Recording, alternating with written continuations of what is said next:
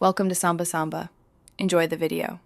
You start by confirming the prerequisites, level requirements, and any DLC or faction unlocks because the class won't appear otherwise. Once confirmed, equip a simple loadout, primary, sidearm, and basic armor, so stats are visible. Next, open the class selection screen and choose the new class. Assign a role and emblem immediately to lock defaults.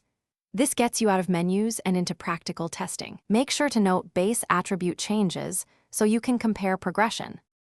Once the class is active, focus on mid-game customization by prioritizing 2 core synergies in the skill tree.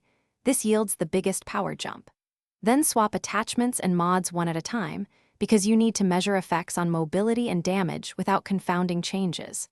Run a short mission to observe cooldown behavior and resource consumption under combat. If you see unexpected downtime, retrace which mod or node increased costs. That's often the culprit, so adjust and retest. To finish, lock your preferred build and save it as a preset with clear notes about its role and ideal matchups, so you can reapply it quickly. Then test the class in a tougher mission or PvP to confirm viability across scenarios.